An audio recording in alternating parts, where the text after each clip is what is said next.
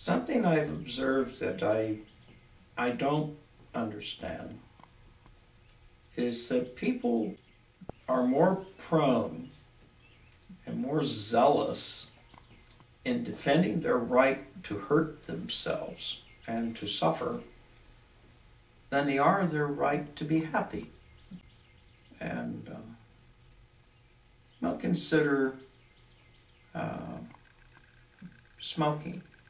Smoking harms people. There is no ifs, ands, or buts about it.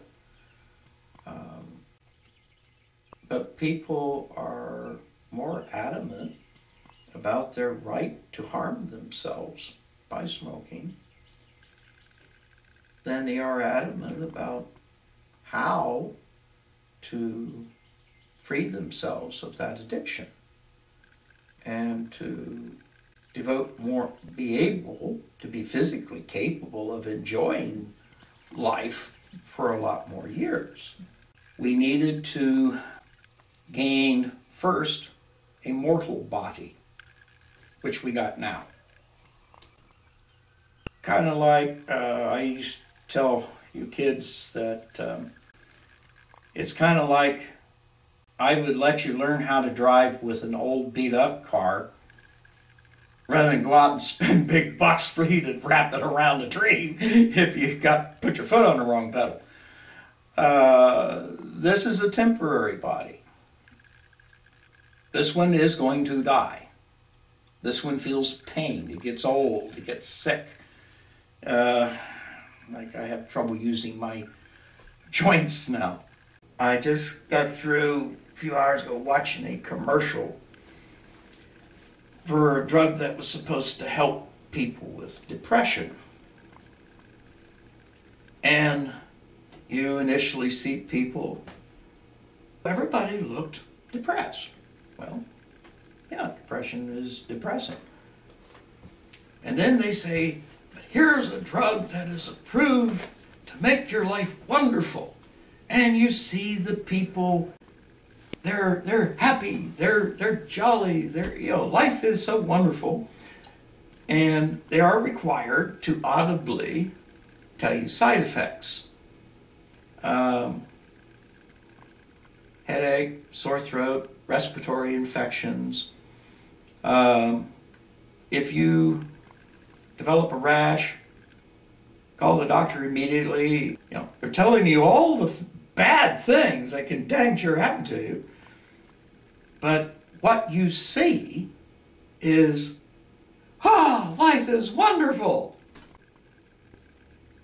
They're getting you to look at what they want you to look at when they want you to look at it.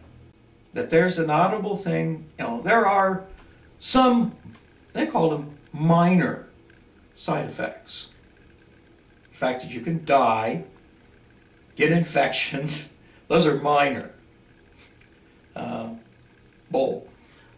If you take the time to pay attention to what you're actually being shown, what you're actually being told, and the fact that you are being told, look here, don't look there, you will find that every single day there's a minimum of 2 attempts to manipulate you that way.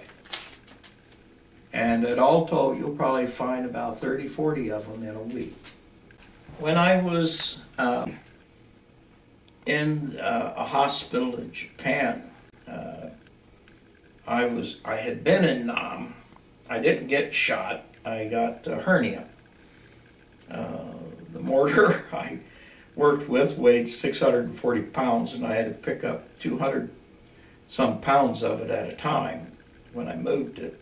So I got a hernia, and I was in the hospital in Japan there. This one magician came to do tricks for us, and the poor guy, we spotted just about, there was somebody in the room that spotted every single thing he actually did.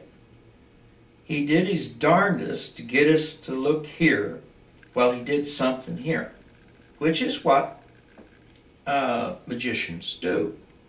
They get you to look here while they're doing something here.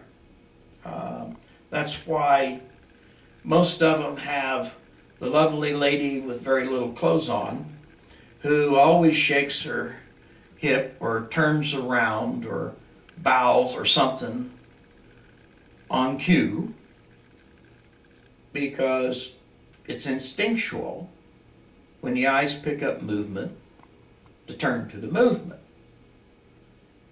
And so while your focus is here, he's doing something over here.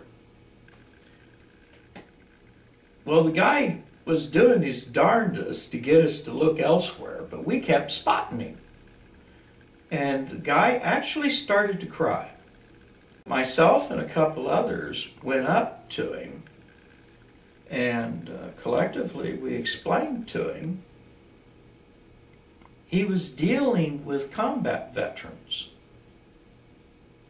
And in combat, deception is one of the number one weapons everybody uses. Hence, a person's survival is dependent upon the ability to not be deceived. We had to learn on our own,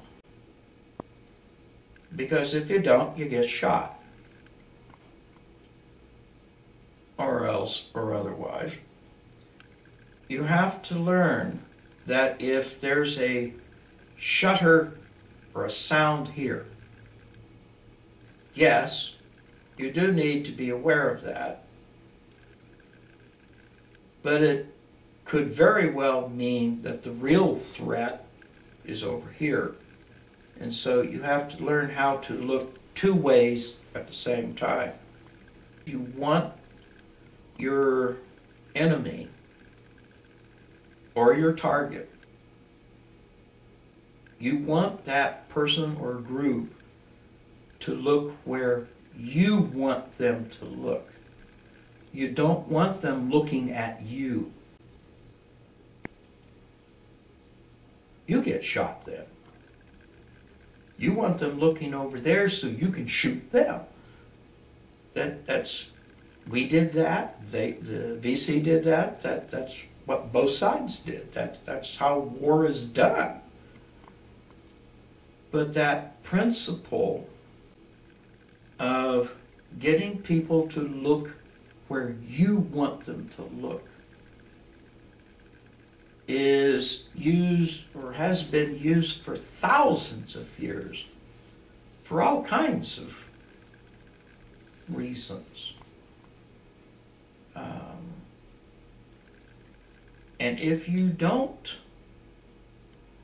think about that, if you don't realize that that's what's going on, you are in what we call the killing zone. Or con men, advertising agencies put you in the, they don't call it killing zone, they would call it chump zone. At that point, they've got you. They can do whatever they want with you.